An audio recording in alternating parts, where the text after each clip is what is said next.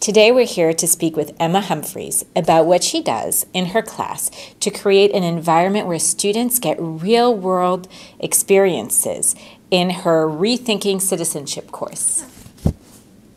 So Emma, tell me a little bit about your course to begin with. Yeah, so the course is called Rethinking Citizenship, and it's essentially a civics course, the purpose of which is to inspire students to be more engaged in their communities. And so I say the course is about knowledge, so what they need to know to be good citizens, but also skills and dispositions, so what they need to know how to do, and then actually wanting to put that knowledge and skills together to do something.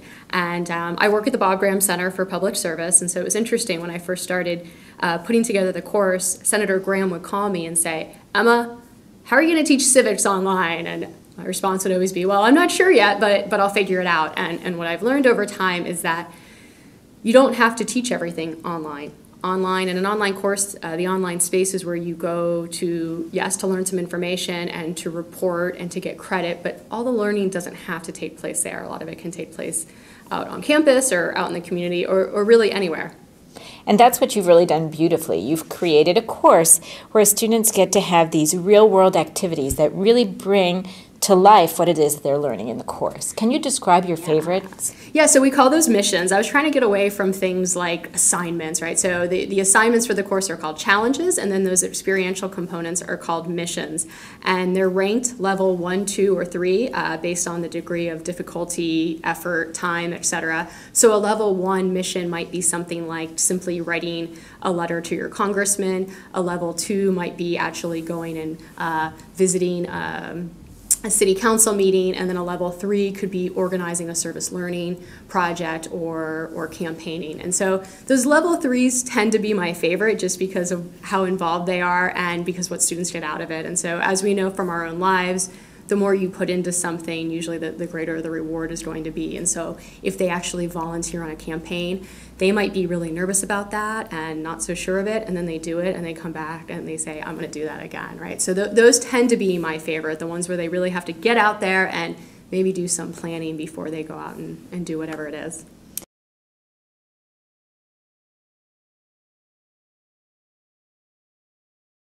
So what I did is I assigned artificial due dates to the missions, and I just thought about what makes sense in the flow of the semester. And they have to do 3 level 1 missions and 2 level 2 missions and 1 level 3, and so I just kind of spaced them out and gave them these due dates. And I told students, listen, they have due dates. They're not actually due on those dates, but this serves as a guide for when you might want to be thinking about and completing these missions.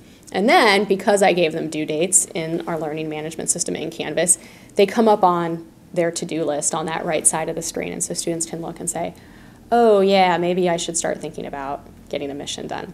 And then my last strategy is to just make them aware of opportunities as they become clear to me. If I see that there is an event in town, if I know that we're having a great speaker here at the Bob Graham Center that would make for a great mission, I send students an announcement and say, "Hey, if anyone's looking to complete a level 2, we're having a speaker tonight," or "Hey, the deadline to register to vote before the primaries is next Thursday.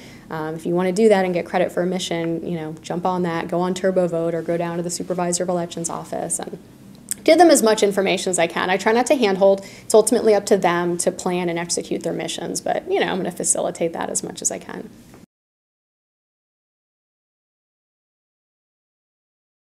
Yeah, so it makes their assignment submissions and their online discussions a lot richer. And so early on in the semester, they don't really have a lot of context for these civics and political concepts that they're learning about in the course.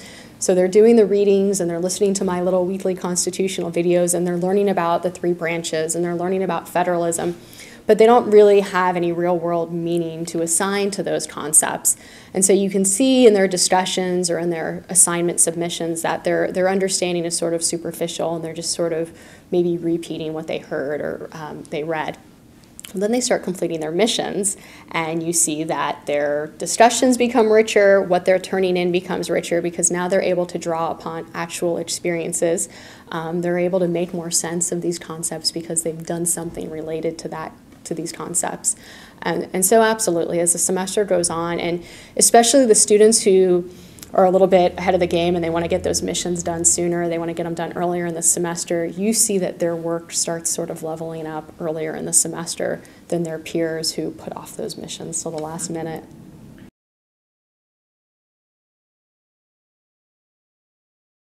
Do not try to replicate what you do in a brick and mortar classroom in an online space. So the question isn't, well, how do I take this activity and make it work online? The question should really be, what do I want my students to learn? What do I want them to experience? And then what's the best way to foster that? The other little nugget of wisdom is that all the learning doesn't have to happen online on the computer.